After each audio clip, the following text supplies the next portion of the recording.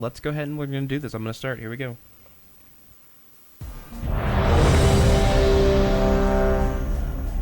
Welcome to the Victor Sanctum podcast, your community PvP-focused podcast.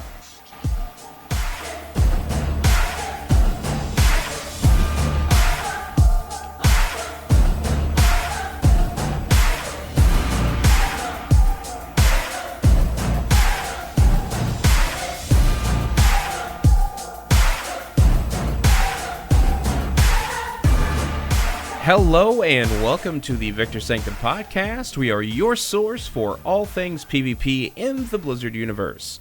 Thanks for joining us. Today is Monday, February 20th, 2017.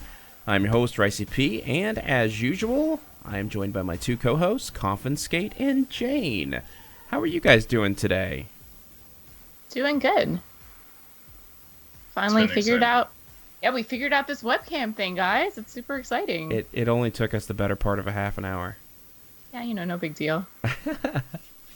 Yeah, so this is the first time that we're going to actually record this and put this on. This is on being Twitch currently. We haven't done that in a while, and we're going to try to throw it over to YouTube after we're done as well. I'll probably edit a little bit of it, but yeah. So how's Confiscate doing this week since we heard from Jane? Well, it's been a good week. It's been pretty productive. It's a holiday now, so I'm in my sweatpants, and they are staying on for the rest of the day. Me too. I don't want to take them off. I Don't do it. I don't think every time I put them on that I ever want to remove them. That or the flannel night pants that are so nice in the wintertime. Yes. Those are wonderful as well. Okay, so if anyone listened to our show earlier last week, we recorded on Thursday instead of Friday for our news segment, and this is going to be the show following it up.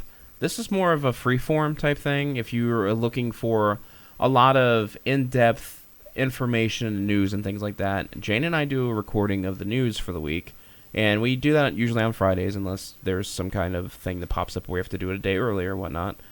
But this show necessarily, so everyone knows, is meant for more of a freeform discussion type thing, where we can keep it to about 60 to 90 minutes long.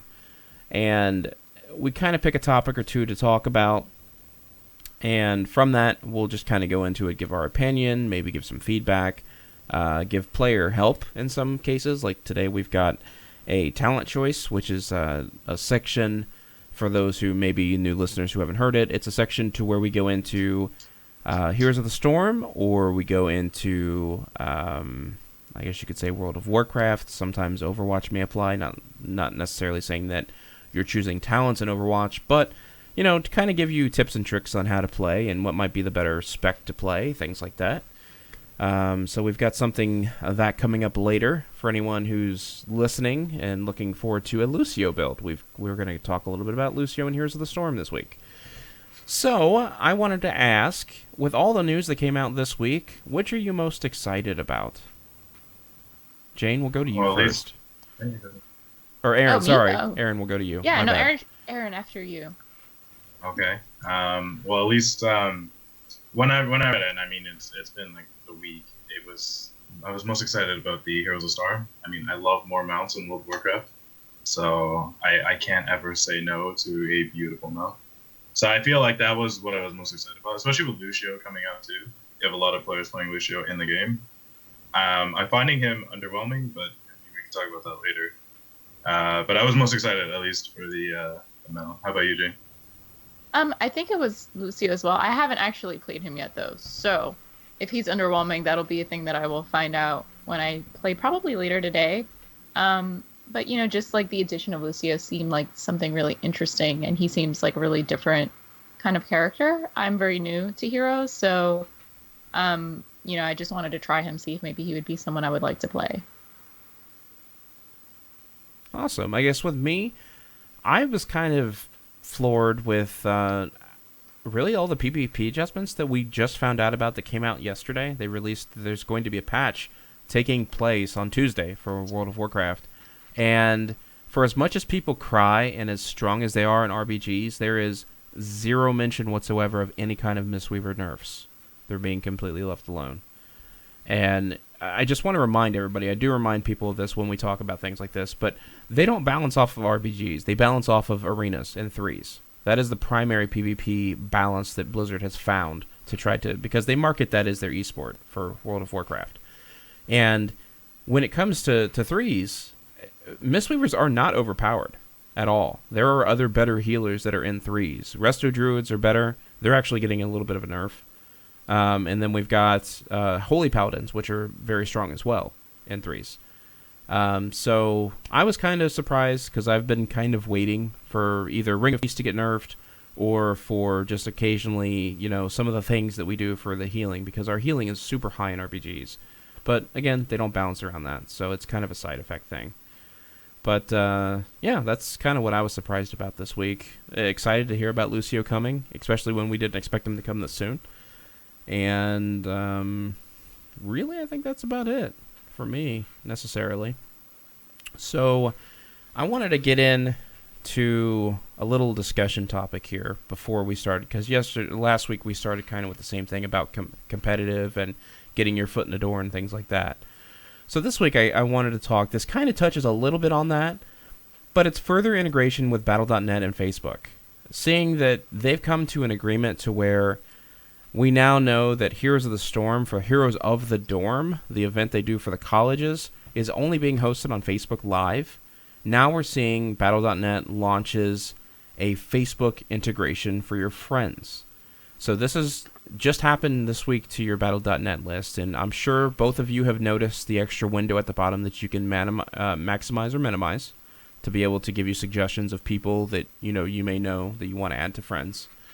Just going to read these real quickly here, and then we'll discuss this. So the improvements that were made are Suggest Friends. Suggested Friends will provide users and with a new and easy ways to be able to make friends on Battle.net.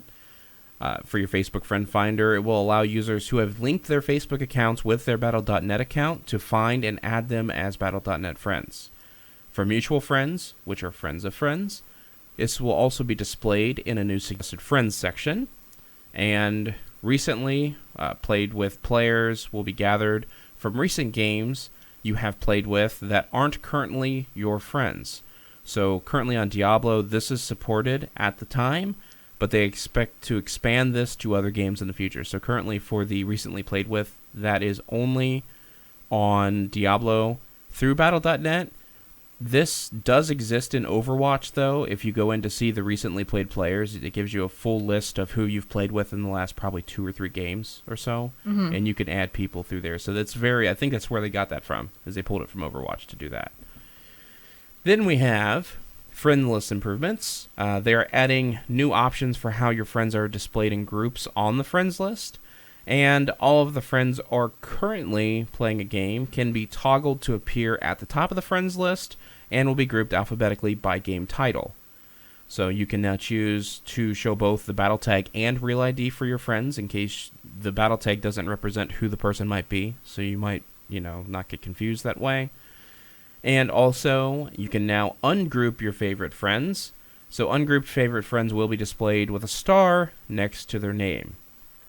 Then finally, the Facebook streaming improvements, in case anyone is into Facebook streaming. I know Matt at Arms has been big into it. He actually enjoys it because it's a very simple way to stream through Facebook. And this is a way that you don't have to invest anything or learn OBX, which is a streaming platform to connect to a Twitch account that, manages what you're doing. For instance, I use... what do I use? I don't use OBX. I use XSplit Broadcaster. Oh, there you go. Yeah, XSplit. And it gives you the tools and the things that you need to be able to place cameras and backgrounds and this and that. So when you see our videos and things like that, that's XSplit helps me do that. But with Facebook, it actually just streams what you're playing directly to your Facebook account. And people are able to watch it that way. So with Facebook streaming, they've changed the way in which Facebook accounts are linked to Battle.net accounts, and linking now goes through your Battle.net account management. Now, this will allow you to automatically enable Facebook streaming and Facebook Friend Finder for linked accounts from anywhere you log in the Battle.net desktop app. Now, there is a note for this. The users that have previously used Facebook streaming will need to link their Facebook accounts to their Battle.net accounts in order to stream again. So clicking on the streaming icon to begin the linking flow. So I wanted to mention that because if you do stream on Facebook, you do need to go back in and do this. So this is very important that you guys are aware of this. If you haven't read patch notes, this could be something you completely skipped or missed because it isn't anything predominantly put up there. So after having said all of this and all these adjustments that they've made, does this help, you think, with networking when it comes to PvP or competitive PvP? Aaron, what are your thoughts on this? I think it'll be good for networking, but competitive, like I know most of the people I know, at least on Facebook, do not care at all for competitive games. The only games that they care about are like games like League of Legends and like Dota, but World of Warcraft, they don't. If they do play, it's very casual, or they do PvE. So I mean, I guess it depends on your friend group. If you can integrate it and find, you know how people make groups on Facebook, like if you can integrate it and find those kind of groups, then I think it'll work out. But as it is right now, because, you know, suggesting friends, it'll just be people I know. If it's suggesting people I don't know, I don't know if I want that, because I don't know if I want random people being able to access my Facebook. No, that's understandable, and that's why I wanted to talk about this, was your personal thoughts about this. Because it's not just... That's it. Yeah, it's not just kind of giving you advice of, this is your Facebook friend. Do you want them also on your Battle.net list? This is a friend of a friend, or this is somebody you don't know that 3 of your friends know. Yeah, and I mean, I already have issues with this, because it's like, I on Facebook, when I scroll and you see the, you know, suggest friends, there are people I've never talked to on Facebook. There are people I've never talked to. Yeah. They're like on the other side of the planet, and it's like, they may have known one person that I talked to at a party once, and all of a sudden it's suggesting them as a friend, and then they add me as a friend. It's like, I don't know you. So I don't know if I want that, because my Facebook, I don't have privacy settings on my Facebook because I generally don't care, but I know a lot of people do care about their privacy, and I mean, it depends. Like if you're one of those people, it's not going to be good, because you're going to have all these people who are going to add you like, oh, hey, you want to hang out? And then you get the annoying people like, let's hang out every single day. But the biggest thing I have with it is the privacy. So it depends on how they implement it. If they suggest random people to you, and it's like a suggested thing, like, oh, you know, this person knows someone you played WoW with that one time you did that one like dungeon with. It's like, I don't know, I didn't even do anything with that person.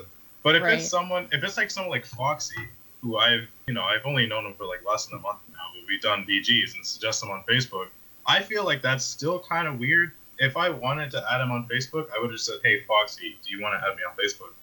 Like, that's the thing for me. You don't have to suggest them on Facebook. But I think if it's suggesting people to add to your Battle.net, that's fine. Because if it's a random person on Facebook suggesting them on Battle.net, I can always say no. They don't know who I am, right? They don't know who I am on Battle.net. Like, it's fine. Yeah, you could be a creeper. If it's the opposite way around, if it's suggesting like friends on Facebook, then it's gonna be a mess. Yeah. Jane, what are your thoughts on this? I kind of feel similar to Aaron. So my thought is just, I feel like there are 2 different types of people when it comes to Facebook, right? There are the people who really don't care and will add anyone, even if it's like someone they've never met in real life. And then there's probably people like me and Aaron who kind of feel more like, kind of don't want to add every single person you suggest to me. Like I'm a little more private, right? And I was saying this off stream before we started the podcast. Like, I like everything that I do to be very separate. And I think for some people who don't care and just want a lot of people to look at their Facebook, whatever they're streaming on Facebook, this could be a really great thing. For me personally, I'm similar to Aaron. A lot of my friends that I do add on Facebook don't PvP. They're not into competitive playing. They may not even be people who are gamers. Like, I have a subset group of friends who are really into gaming, but a lot of them are people who I know from school, from work, who this is just not their thing, right? And I don't necessarily, I personally don't stream on Facebook. I like Twitch. I like being able to have it all in one centralized place. And sure, you could do that with Facebook, but then you have everything else you do on Facebook, as well as what you're you're streaming through, Battle.net and whatnot. So for me, this is not really my thing. I don't know that I'd get a lot of followers through streaming on Facebook, people who were interested. For me personally, I think Twitch is a better platform for that. But, there's probably a group of people who see this update and think that it's super great. I'm not really one of those people, and I will probably not utilize it at all. Sure, and that's understandable too, because I think when Blizzard kind of got into bed with Facebook here, it was with the goal that everyone shares with people necessarily. And like you said, I keep actually things separate. I have a second Facebook account purposely just for gaming, because people that I know that are personally into certain things, on that one I link a lot of like Marvel comic movie stuff or things like that I'm looking into, or personal things that I like. But when it comes to gaming, I know not everybody wants to see that in a feed. And all they're going to do is either remove my comments from feed every time that I link them, or they don't. So, I mean, this doesn't affect me to the point of that much, because I have a second complete profile. I've divided things. And I think this is okay. I think that professionally, I've gotten a couple people that I've added on to my Battle.net list that I had no way of connecting to them before. I just actually added Ro from the Realm Maintenance podcast. And he and I have talked quite a few times, and I consider him an acquaintance. But I've never had his Battle.net, and then when it popped up, I was like, oh, okay, I'll add Ro, because sometimes we might play with him or do whatever. He's a really likable guy. I enjoy him. But I mean, for a lot of the people, I actually just went through this morning and took about 35 people off my friends list, because people add me all the time when they want to play with me, but then they don't ever talk to me. And I have a problem with that. I have a problem with people who just add me to it's convenience to see a name. It's like, if you don't play with me or you don't interact with me at all, I'm not sure why you're on my friends list, because when I get online, I get on to play. So that's the only thing that I can take from it, is maybe that it's going to cause me to have a bloated friends list of people who just want to see my name on their list necessarily. And, I mean, that's fine in most cases, but I do go through periodically, and I do remove people who necessarily aren't talking to me, or we don't play together. Right. I mean, with me, this Facebook integration thing, like, I'm very weird about who I will add to my Facebook, because, like you said, I personally only have one, and that is what I use for my professional life. I have people I know from my job who have me added, and, people I went to college with, high school with, even elementary school with. Like, it's something where I was like, I kind of don't want people to have me pop up on their list. That makes me kind of uncomfortable. Like, I do think it's useful in certain. If I had my own Facebook page for just what we're doing now and like gaming purposes, yeah, it would be great. Yeah, but for what I have going for me right now, maybe in the future I'll use it. But as of right now, I saw this update and I was kind of like, ugh, like I kind of don't want my Facebook to be anywhere near my Battle.net. Like, they shouldn't be friends. Let's not have them talk to each other. That would be okay with me. Yeah. So, I mean, there's that. And I think I could suggest to anybody, it's not hard to start either a profile page, like the current profile you have on Facebook, if you want to go into doing this and you are afraid of things like this, or you can make it an actual page, like, say, one person I follow, Stephen Amell. Instead of actually having a Facebook profile, they want to put it as a page. And Stephen Amell. I love him. Sorry, continue. And, but I mean, that's just one of the things that it reminded me of, was just him, because he's very, very active on Facebook and social media and things like that. But I mean, he's got a personal profile somewhere, but it's kind of hidden, I'm sure. But then he has the public page where he has a lot of control over this and postings and things like that. And, Aaron remembers this, because I think it was before Christmas that Facebook contacted me about my RiceyP Gaming profile, saying that the name did not match what a normal profile should be, and I could either A, turn it into a page where I could still manage things that I wanted to manage, or I had to change my name on the account. Oh, because you were RiceyP on it? Is that I was RiceyP Gaming. The last name was Gaming, and they obviously, whatever. So I had to actually change it, so now it reads Ryan Petrie, and I don't care that people know my name. That's fine. That's not a big deal. But I was just kind of upset, because I'm like, well, I don't really want to turn it into a page. I don't feel like I'm not what was the reason that you were hesitant to make it a page? Because to me, that kind of sounds like it would be a good thing. I think it's going to. I'm not sure. I've never had a page necessarily. Like we have a Victor Sanctum page on there, and I think it limits what I can see because I like to link a lot of things or share things or retweet things like that instead of just making a lot of posts myself. Mostly, it's a way for me to share information without having to go on and do all the work myself. Right. And I think it would limit that, but I'm not sure. I'm not sure if it would or not, and I didn't want to chance it. So I'm like, well, whatever. I'll just change the name. So, I mean, for me, it could be ignorance of me not just being too lazy, not wanting to find out. There's a lot of complicated stuff going on with Facebook. Like, half the time, I don't even know who can see my post. I don't even know where I'm posting stuff to. Like, it is very confusing for me, and I'm probably really dating myself, but I'm the kind of person who, like, I never go on Facebook. I use it strictly when people are like, hey, Jane, did you see this thing on Facebook that I posted? And I'm like, oh, well, I haven't logged in about a month, but sure, I will go on and look for you. Yeah. Like... So yeah, I mean, there's probably good things about pages too, but I don't think that it makes you ignorant. I just think that Facebook is constantly updating things and evolving, and unless you are on top of it, it's very easy to just not know what the new thing is going on there. And for me, it's very easy to do because I just get on there and I peruse is all I do. So this kind of brings me on my next question that I had here, and want to not prolong this too much because we've already been on this for 15 minutes or so, but. Do you have any guesses? We'll start with Jane first. Do you have any guesses on what's next to come with Facebook or Battle.net, if you had a guess? I mean... Oh, God. I mean, they're already doing the streaming thing, right? I feel, like you said, they're clearly trying to tie things, and integrate them into, being just more cohesive and, branding cross-branding. I'm not really sure what would be the next step, though, because, I mean...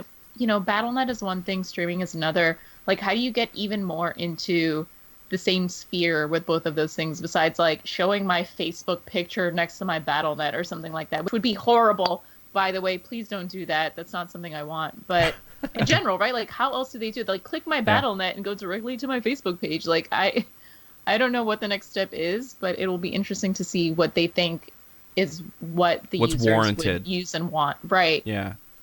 Aaron, what about you? What do you think? Yeah, what I think that the next logical step for them is because they've already have the streaming.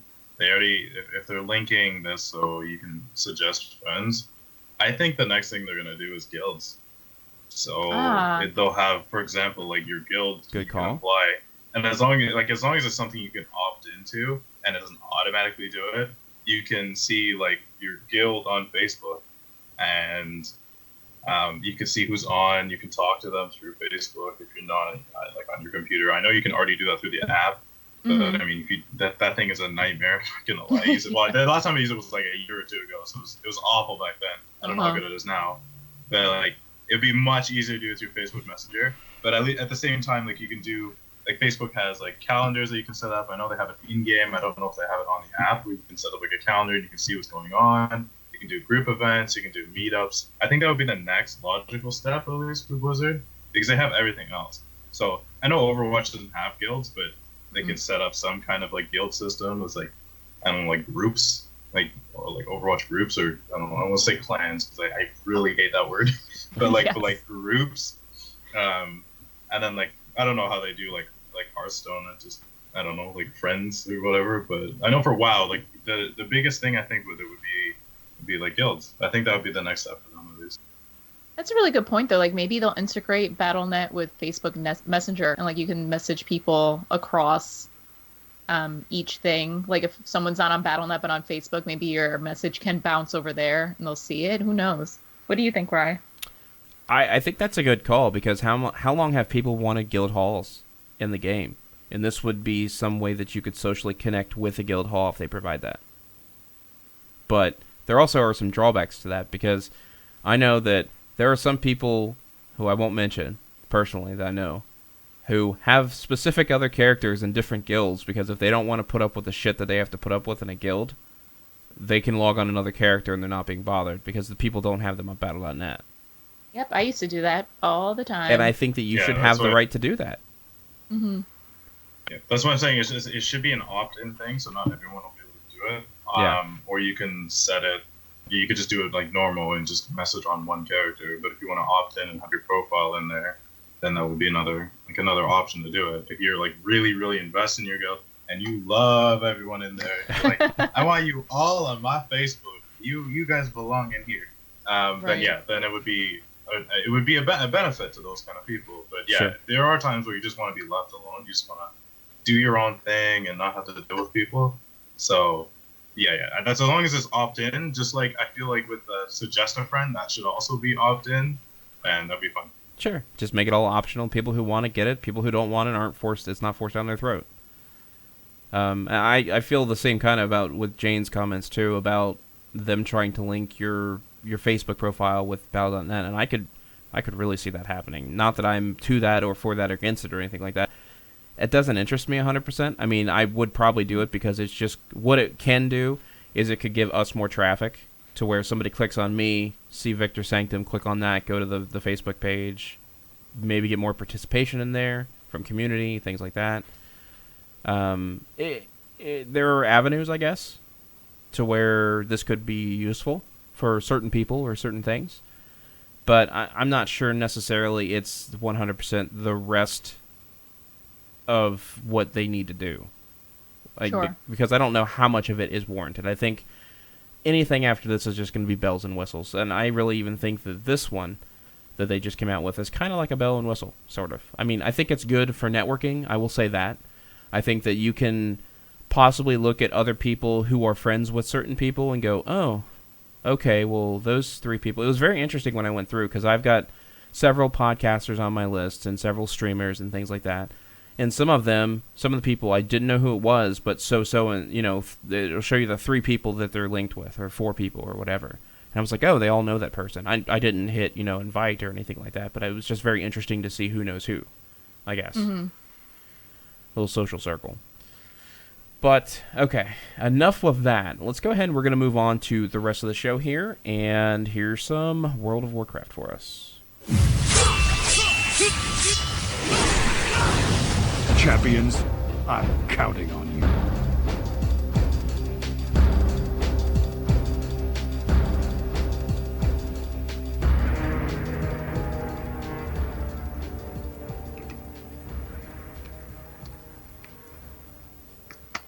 Alright, so there's a tuning patch that's going live on 221 this Tuesday. Aaron, you want to talk a little bit about that? Yeah, so at least one of the classes that's affected because it's my main, the Death Knight. They're changing up blood in PvP, so it's not really that much. I really don't see anyone playing blood. I feel like if you're playing blood in PvP, you don't know what you're doing. They're not even good flag carriers. Like we had one the other day that just fell apart to 2 mages. We were running a 3-mage comp and they just melted. At least in blood, they're reducing damage.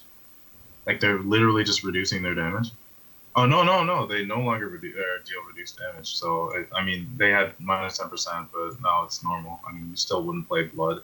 Yeah. Dark Simulacrum, the cooldown reduced from 25 to 25 seconds from 30. That makes me happy. You have no idea how much I love stealing blink from mages and then chasing after them. But Unholy, which is my baby. That is my baby spec. Crit Fever damage has been reduced by 15%. That's nothing. I mean, if you're relying on Crit Fever, then I don't know. It's not really that big of a deal. It's not a big change. You shouldn't. It's none of your damage. It's not. Okay. So let's go ahead and we're just going to read down the affected classes that we currently have here. So currently we have Death Knight, Blood and Unholy. They're going to be affected. So if we read your class off here, pop on over to mmochampion.com and look to see what has changed. I didn't want to necessarily get in 100% exactly every little thing that they're changing here. But there are changes, and we just wanted to let you know. And these are happening Tuesday. So these are actually coming. These are a balance change that is coming on Tuesday. Jane, you want to read the next one? Yeah, sure. They're Restoration Druids. Okay, and then for Hunters, we've got Survival, Marksman, and Beast Mastery. That one makes me mad. But the next one's Mage, only fire. Only fire. That's it. They're getting nerfed. That's because of Mage Rogue. That's why. Yep. Then, Jane, you want to go ahead and Paladin? Yeah, so they're Paladins of the Holy and Retribution specs. Yep. Discipline Priests are getting touched. And Assassination Rogues. For shamans, the elemental enhancement and restoration ones will all be affected. For warrior, arms and fury, no prot, because who the hell plays prot in PvP? But Aaron just stepped away, so I will say his last one. Okay. It's warlocks, destruction, and demonology. All right. So we have that, and then we also have lots of patch notes that are coming here. So go and definitely check those out. The big things that they're doing here is they're balancing. So this is not like a huge nerf to certain classes. They're just adjusting levels. For a good type of example, for Beast Mastery Hunters, PvP agility, haste, and versatility have been increased, but mastery's been reduced. Template critical strike has been reduced, and they increased their armor. So they're trying to level things out to where it's not going to be a class 100% face roll, and to make it a little easier to try to counter comps or to make, more comps viable, I think is exactly what they're trying to do. And this is always welcomed in World of Warcraft, because anyone who actually does play Arena or anything like that knows, where everything's balanced is Mage Rogue X is the problem. And we talked about that last Wednesday night on the monthly podcast that we do. In case anyone hasn't heard of it, it's called Flagged, and it's a podcast between myself for Victor Sanctum and Aaron when he can join us as well. It's also with Technical PvP, their podcast. So Garrisar is there, and Andalin was there. Winstead will be there when he can. And then also Foxy Hippo from the Foxy Hippo RBG's YouTube channel also participates in it. And we talked quite a lot about things of this nature and things that were happening. So if you haven't given that a listen, it's actually pretty good. And at the very end, I would suggest people listen to it all the way at the end, because I've got a little bit of a blooper reel at the end.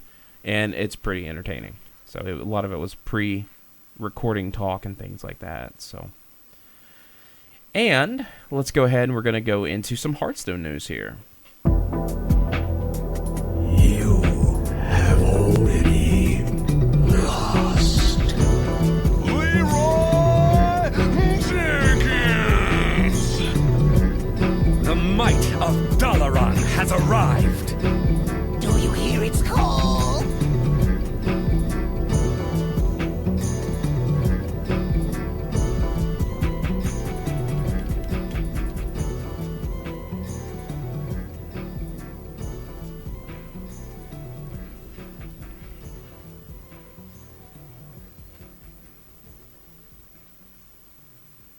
All right, so Hearthstone, it's always changing. We have a new adventure. I don't think it's out yet, but we have one coming. So with the coming of the new adventure and expansion sets, our rotation of content, some of these cards are currently in standard, will be moved to wild. So we have Azir Drake will be moving to wild, Sylvanas Windrunner, and Ragnaros the Fire Lord. Yeah, as well as Power Overwhelming, which is a Warlock class card, Icelands, which is a Mage class card, and then Conceal, which is a Rogue class card. So those are some pretty big moves that have popped in, and they've announced these as of last week. Again, these were on our news show on last Thursday. So we're just kind of recapping those in case people don't listen to the news and you want to, this is pretty ground shaking because Ragnaros is pretty huge, and so is Sylvanas, currently in standard. Azir Drake is a huge loss as well because it is got a big body. It's a 4/4. It costs 5 to bring out. It draws a card and gives you a spell damage. So, I mean, that's a pretty huge loss. It's a very, very good card, and I use that a lot in a lot of the decks that I played. So, also, they announced as well. Now, this happened actually Thursday because as we were getting ready to do the broadcast, Jane messages me, and she's like, "Are you ready?" And I'm like, "Actually, I'm updating all the Hearthstone stuff that they just released like an hour and a half ago." Right. So this all was, brand new to this end of this week, so this is all new information. Then also, a new rogue hero, it's going to be May of Shadow Song, has emerged from the shadows, eager to become a part of your Hearthstone collection after 10,000 years of tolerating bad you are not prepared jokes from Illidan. Now, all you have to do is just win 10 games of Hearthstone in standard ranked or casual mode after the expansion officially launches to acquire her. So you don't have to pay for this one like you did for Magni. or for, trying to think who else. Khadgar was one you had to pay for. Medivh was one you had to pay for. And Illyria was another one that you had to pay for. But this one's free, so this is something that you can earn. And I just wanted to go over the last part again there. You have to win 10 games of Hearthstone in standard, ranked, or casual mode. Can't be wild, has to be standard. And it's only after the next expansion officially launches. So just go ahead and keep in mind of that if you are interested in having Maeve Shadowsong as a replacement for your rogue, which is currently Valyria Sanguinar is who it currently is. So the interesting thing that I find sometimes when they release this information in Hearthstone is I never associated Maeve as a rogue. But now that I think about it, it's kind of a perfect alignment to that's really what she does. Because she's melee and kind of crafty and things like that. So that was interesting for me to find out when I read that. And let's see, now we got a little bit of Heroes of the Storm to talk about as well, so we'll get into that. 5, 4, 3, 2, 1. Blondes have more fun. See? So fun. Frostmourne yearns. I hear the wilds call. To ask why we fight is to ask why you are playing Heroes of the Storm. It is for the experience. Let's see. Crush enemies? Done. Drive them before me? Of course. Hear the lamentations of their women? Let's skip that one. Alright, so I talked about this one earlier. Yeah. So the big thing going on right now is Kor Azeroth. So you're basically, if you play Warcraft Heroes, you get special rewards, which is a beautiful, sexy mount in the World of Warcraft.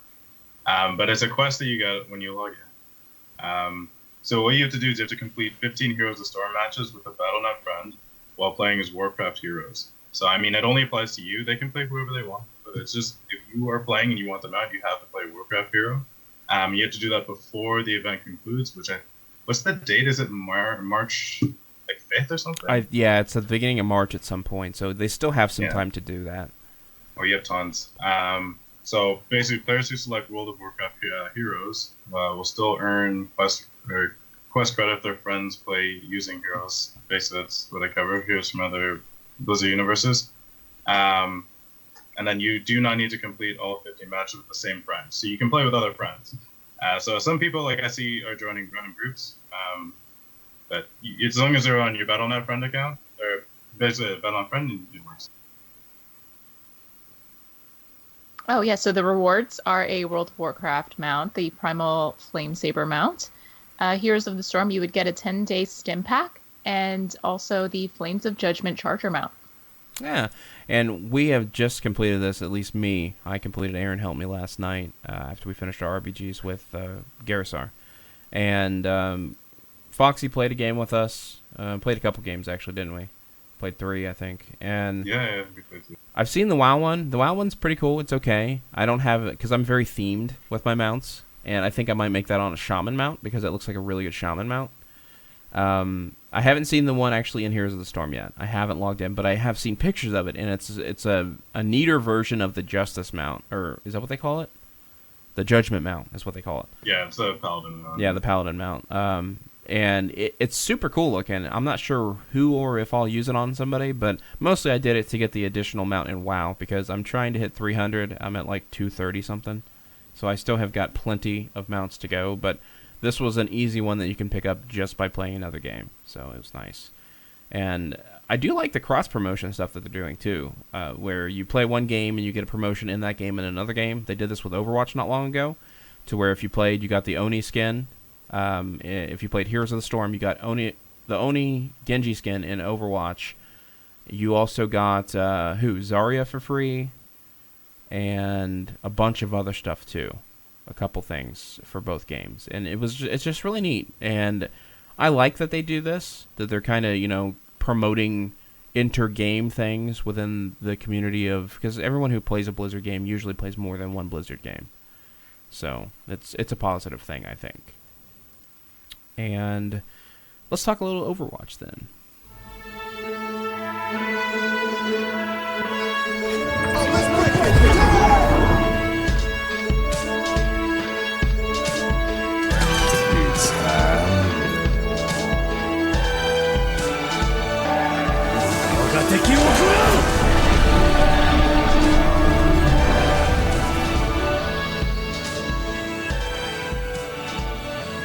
All right, so soon to be live changes in the the Overwatch PTR here. I just want to get thoughts on this. We talked about this again on the news show Thursday.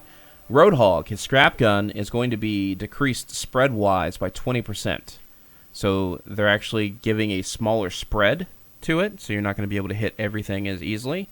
His chain hook, targets are now pulled to the location of 3.5 meters away, up from 2. So that's being nerfed. It used to be 2 meters. It is now going to be 3.5, so they're a little farther away. That increased with the spread is going to prevent people from getting easy kills, I think. You're actually going to really have to aim and pay attention when you hook. The cooldown is also increased from 6 to 8. So it used to be every 6 seconds you could hook. Now it's every 8 seconds. And then I'll mention this one as well. This one, I didn't see this as a problem before, but I didn't really notice it as a problem. I guess critical hit volume for Winston has been reduced by 15% because of his head size. So that's just interesting. So, Aaron, what do you think about these changes? You think they're warranted? Do you think this is a good movement for the game? So, I think for Roadhog, it's a better change game-wise. It really prioritizes using your hook well, because it's an extra 2 seconds you won't be able to use it. Instead of just throwing it, like I see tons of Roadhogs, they just throw it for the sake of throwing it sometimes. They really don't focus on who they really want. They just throw it, try to hope for the best. Yeah. I think now that it's a longer cooldown, it pulls from further. If you really focus, if you coordinate with your team and you get the pull, because you can pull someone from their back line now. So if you can get it through and pull someone from their back line, that's a guaranteed team fight win. Because if you pull their healer, they're dead. If you pull their carry, they're dead. Just to make sure that you understand the rule or the change here, it's not actually how far the hook is hooking from. It's when they're being pulled to you. So instead of being 2 meters in front of you after you hook them, they're now 3.5 meters. So when you pull them, you're not pulling them as closely. Okay. So you have to carefully aim instead of just pull, shot, dead. Okay. Yeah, so I mean, it's still a better change, even with the cooldown. Sure. It's I don't know. I think it's even better that it's further away, because if you coordinate with the team, they're not right in front of you. Your team can hit them a bit better if they're not right in your face. Yeah. But like I said, if you play with your team really well and you have a Roadhog, you can really focus them down. I like the spread decrease because it's a damage increase for me who can, like, if you just focus and you pull them and you shoot them, they're gonna die. Especially like a big target like Chimpston. If you focus on him, you're gonna hit him. He's gonna drop. But if you should be, I don't know, as Roadhog, I just run in there and try to disrupt them as much as possible. So the spread decrease is better because you'll do more damage on target. Yeah. But I feel the cooldown increase is better, in my opinion. Just instead, it's better competitive wise, because you're not gonna have people just throwing them all over the place. It's gonna mean more, and that's important. Because if you look in World of Warcraft, if you're a DK and you pull someone, that's the target you're gonna drop. And the pull is 10-second cooldown. Yeah. So, or 10-15 seconds. So when you pull someone, they have to drop, right? Before, it's like you pull someone, it's like, you'll get them in like 5 seconds. Like, it's not a big deal. But I feel like now when you pull them, it's going to be the initiation of a fight. Well, yeah, this is going to distinguish people. This is increasing the skill cap of Roadhogs. So not everyone who gets on and plays a Roadhog looks like they're a pro player. So I think it's a positive thing. Now, for my next person that I want to speak on stream, I've got this wonderful box of worms that I'm going to open. Here we go. And we're going to let Jane tell you all about what she thinks about Roadhog. Or are you letting me loose on Roadhog? Oh, yes. I'm excited. I cannot flipping stand Roadhog. I think he is supremely unbalanced in every single way. I think it's a little bit ridiculous how currently in the game, right? Like, these PTR changes will maybe change something about it. Who knows? But currently in the game, he can instantly kill anybody. Like, you're done. He hooks you, you're gone. That's it.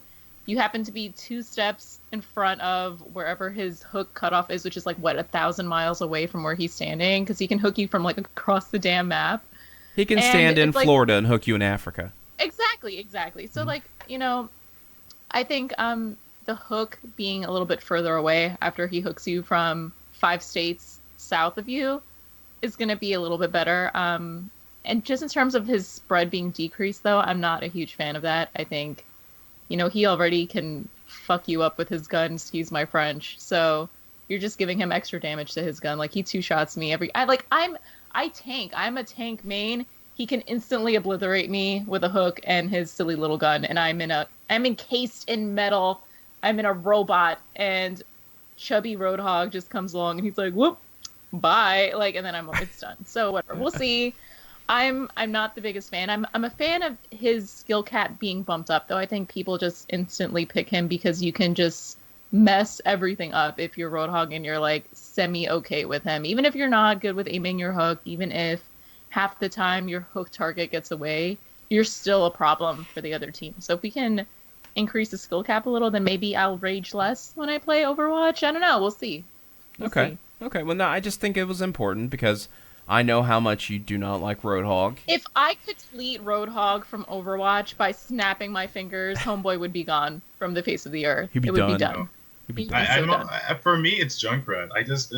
Junkrat is one of the lowest skilled characters in my opinion. True. I see people. I saw one guy play Junkrat, and he got play of the game, and he's playing on like one of those, Thrustmaster like wheels, and he's turning like this, and he got play of the game. I'm like, what are you doing? If you can get play of the game using a wheel, like, it's obviously not a hard character. Right. Oh, my.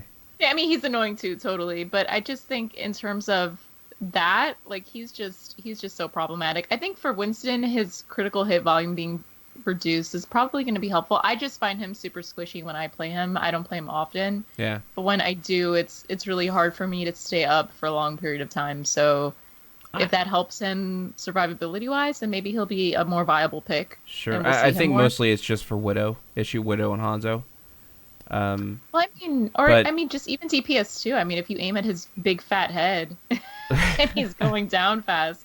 I mean, I would like to see the critical hit volume reduced for D.Va, but that is because I'm a D.Va main and her head is in the middle of her body. You don't even have to look for it very far, but I'm biased and I know it, so that's fine. Sure. And you have to be biased because you're invested, so it's fine. I'm deeply invested. So I think these are okay changes. I'm confused because I play Winston quite a bit, this, and I don't really have a lot of issue with the way Winston is currently now. He's a very interesting character, and the best way to describe it is with a shitty pun. He's a guerrilla warfare character where he needs to get to the back lines. He's got a shield. You wreak havoc. You chase a Mercy. You chase a D.Va out of a mech, and then you leap out.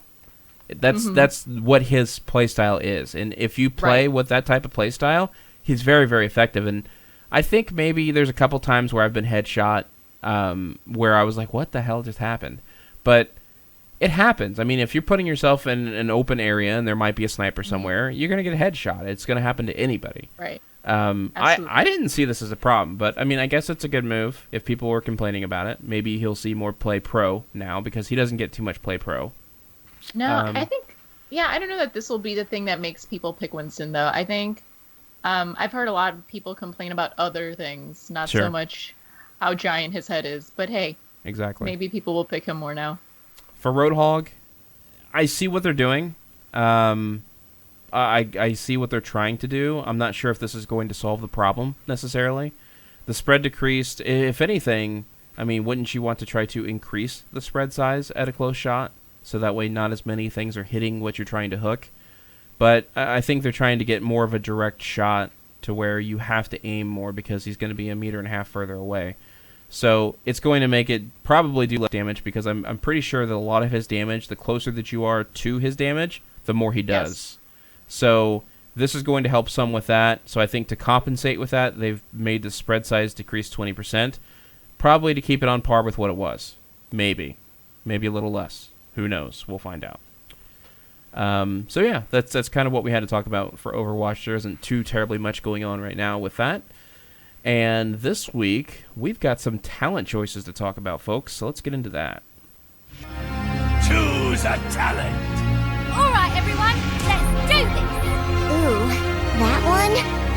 Are you aware of something I'm not? A closed mind is already defeated.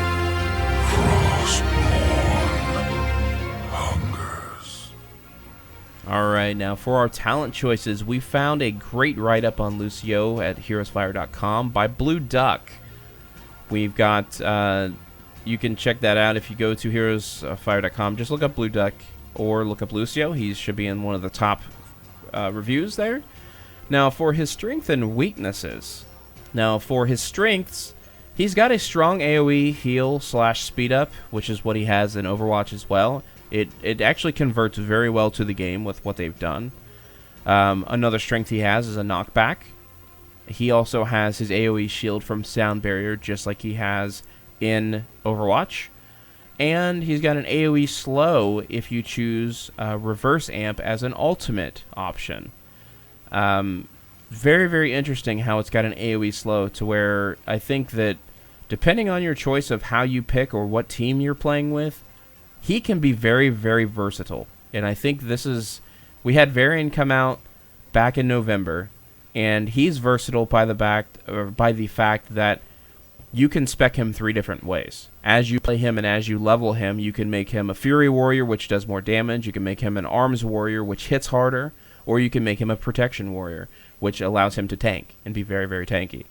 I think this is the version of that for a healer in this time, because there's different things that you can kind of opt in to do.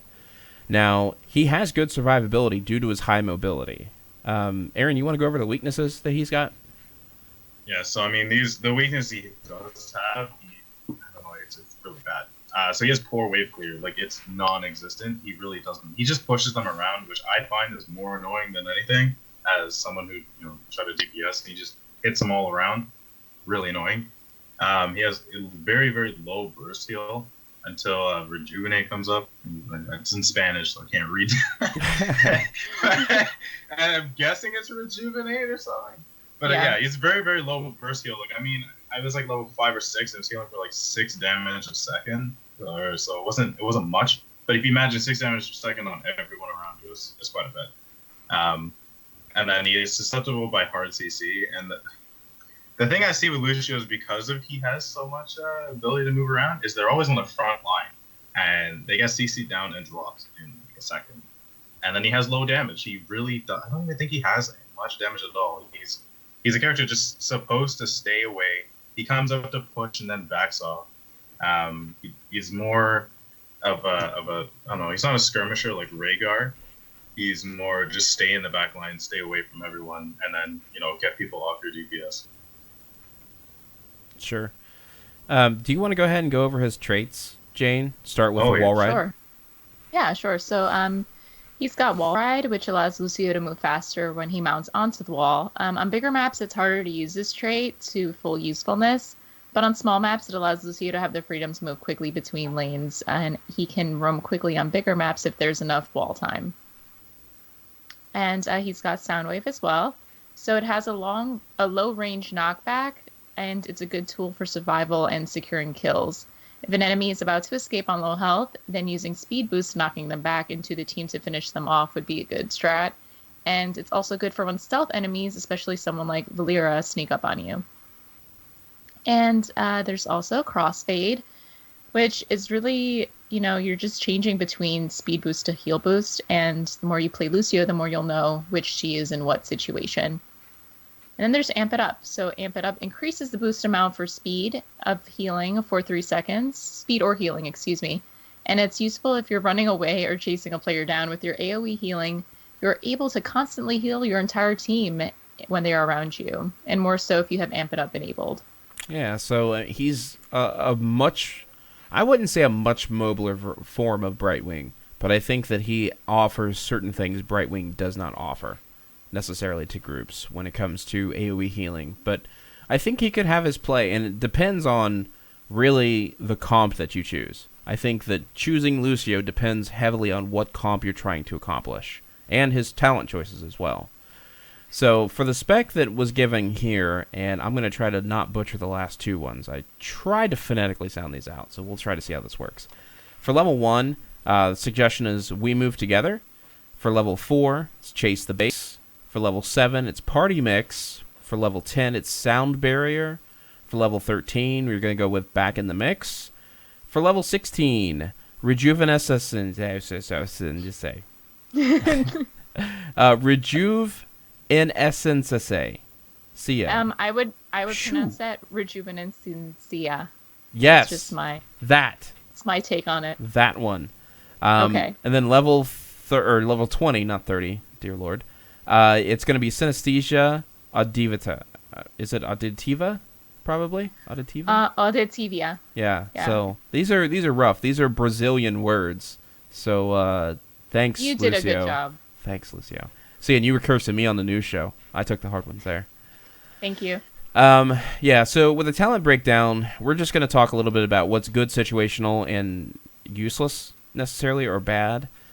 So for tier 1, what we chose is we move together. But, we're just going to go down and discuss these different things that you have an option of taking. Now, for good, the safe and sensible option is pretty much all situations. There's no downside to picking this. It's a good default choice, and it gives you a flat bonus to your crossfade speed aura. And this is we move together. Now, for situational, you may not be guaranteed for kills. The higher rank, and therefore it can make this talent worse by the payoff, and it's a massive increase for your speed boost overall. Now for Accelerindo, in a bigger map, you may want extra movement speed to be put on, basically to zip around the map more quickly. So I would recommend this if you believe that you're going to be roaming a lot more. That's what Blue Duck goes into. And we've got the last one, which was Slip. He said basically this is almost useless. I picked this in maybe one game and didn't notice it to be useful at all. Maybe I would need to practice with it more and find out what the benefits are. For the other 3 talents is much better. Alright, so for tier 4, so when you hit... tier 2, when you hit level 4, he went for Chase the Base in one of his builds. Just because the bigger arc for Soundwave is a lot better when you're in team fight. You can smack more people around. And then he says you should be able to complete this pretty early on, and will help with disengaging your carries. Situational would be subwoofer, so it's just increasing the knockback. Instead of the arc, it's increasing the actual knockback based on how close they are, so you gotta get right up in there. It has a lot of use for self-survivability from stealth assassins who are gonna be right on your butt. You're gonna be right on it. You can hit them back further. And then almost useless tier is basically off the wall. If you hit an enemy hero, you have wall riding, movement, speed bonus to reduce the cooldown to 3 seconds. So a lot of the maps are pretty big, and it's hard to find a wall. You won't be riding them as much, so it makes this talent pretty useless. But on smaller maps, you'll find a better use for it at least.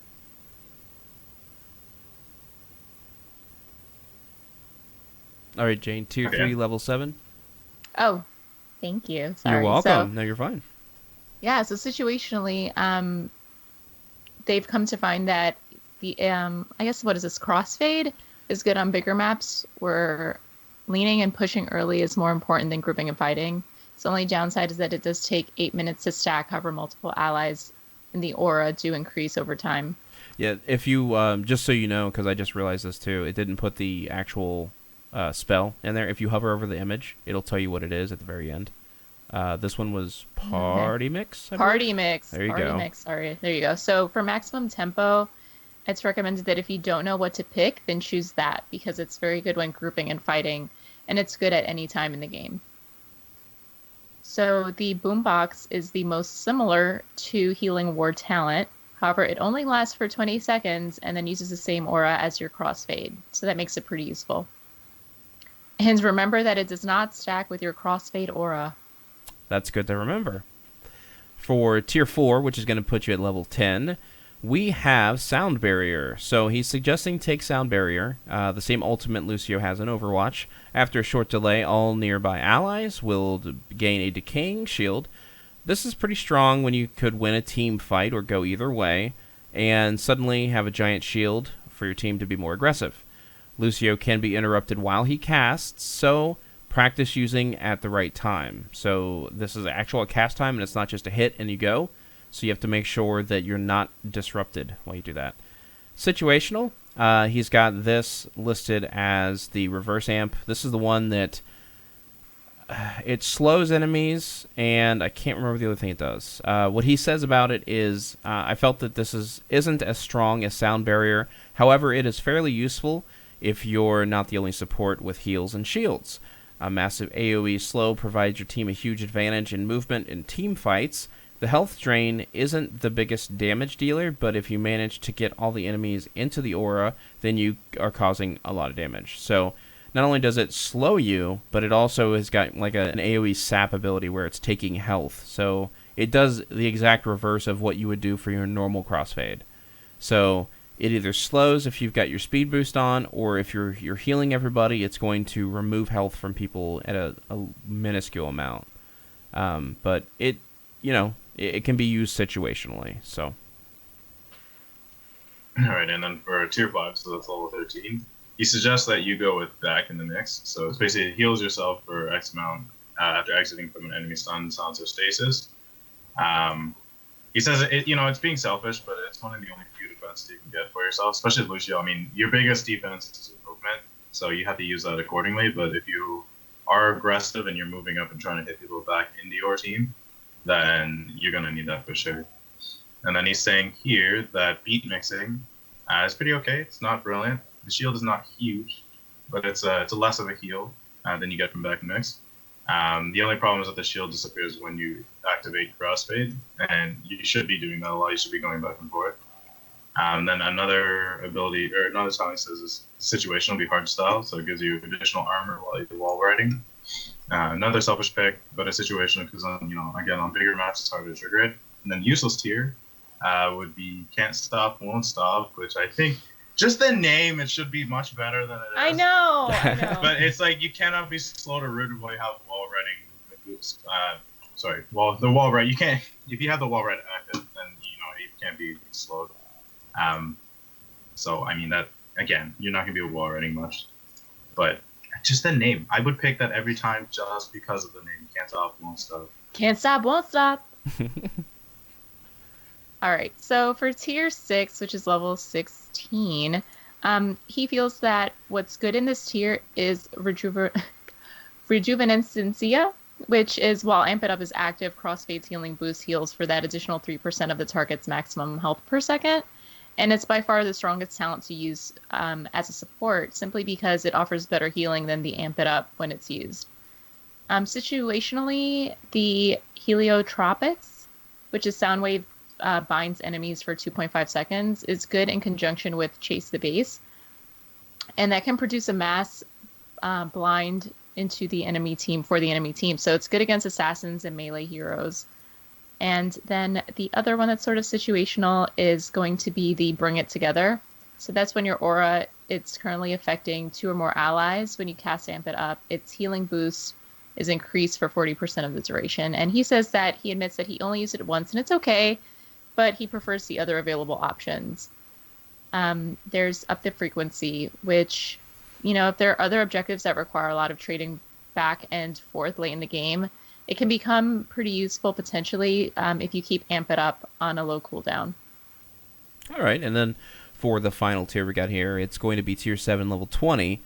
Now, for Synesthesia Auditiva, a mass AoE cleanse, who would not want that? So the only downside that it is it relies on Amp It Up and cooldown and timing. So you have to really kind of plan this, but this is pretty fantastic. This talent, basically, if anyone is stunned, feared, rooted, anything like that in an AoE area and you use this, it actually removes everything from them. So, I mean, this is a super, super powerful ability, in my opinion. Makes him a very interesting choice and kind of a play for competitive. I think if you see him in competitive, this will probably be used more than the others.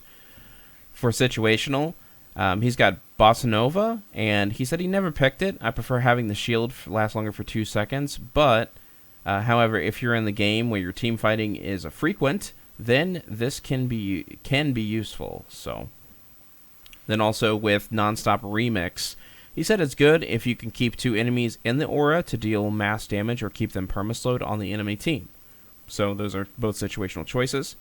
And then Almost Useless falls in the category of bonus track.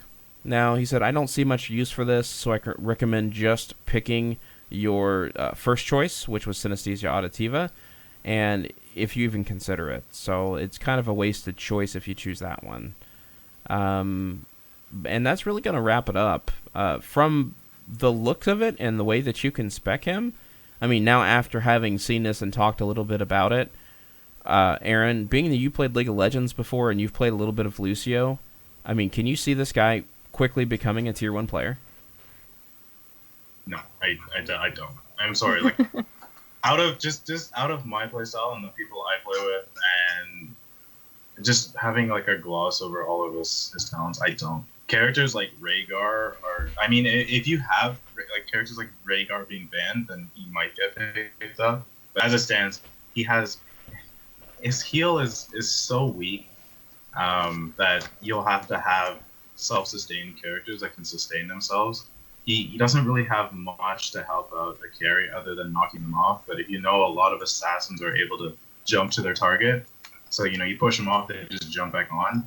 So, like, the pushback isn't even that amazing. Yeah. And then you have, like, ranged assassins that the pushbacks can be useful, because then just walk back, it's not that big of a difference. The only thing I can see is if you want to get that short amount of time off someone and its ultimate, it's fantastic. Those are the only big things that I see about him, but everything else is like, he can run fast. that's basically it. He can run fast. And wall ride. He's excellent for Overwatch because he's fast, right? And it's hard to target him, and, you know, he's always jumping around, he's on walls and everything. There's not really many walls in this game. Like, if you fight in you know, I don't know, the jungle, I don't want to call it the jungle, I guess the forest or whatever you want to call it.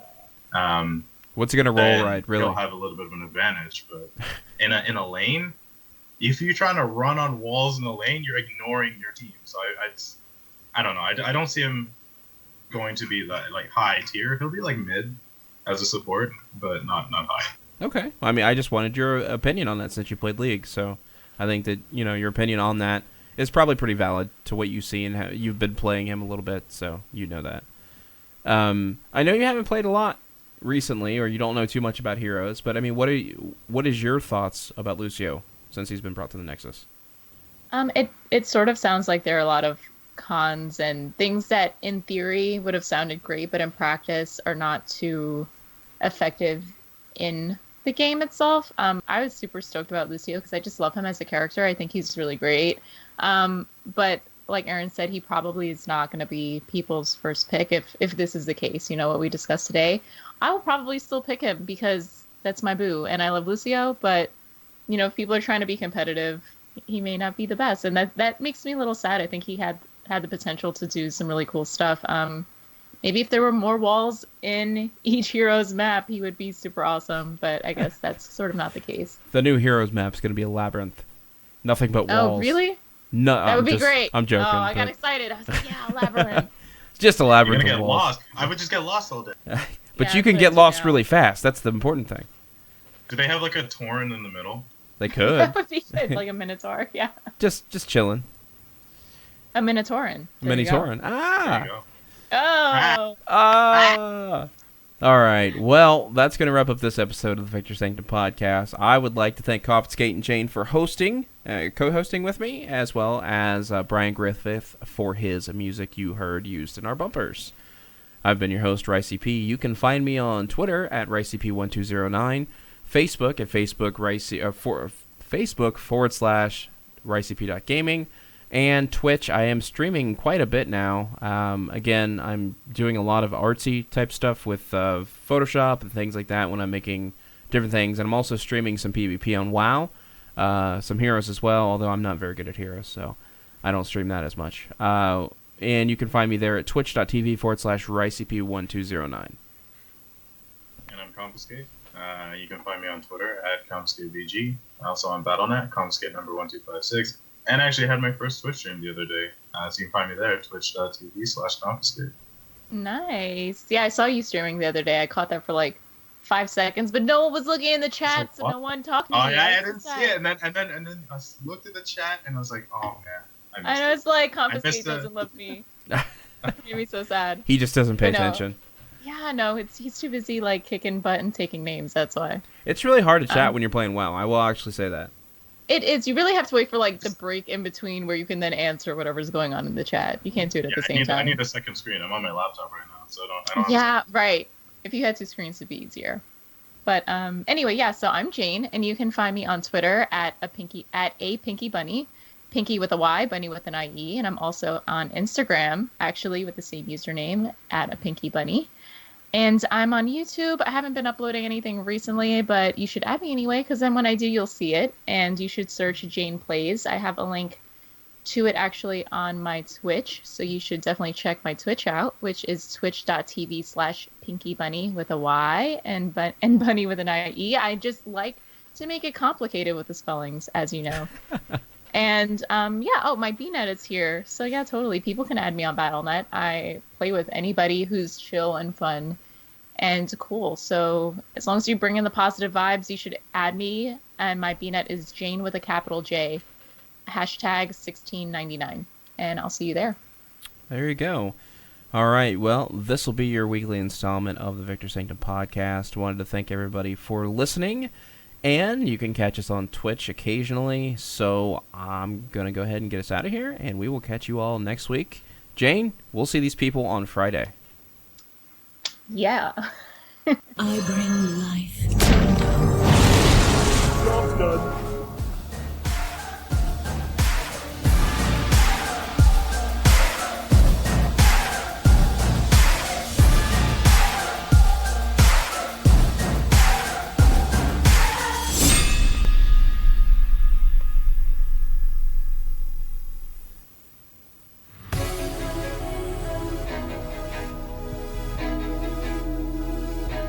Thanks for joining us for the Victor Sanctum podcast. Being a community-focused podcast, Victor Sanctum needs your help. Whether it be your questions, ideas, or topics, your thoughts, or fun ads and skits, send your content to victorsanctum@gmail.com. If you would like to be a part of our live stream, you can join us on Twitch.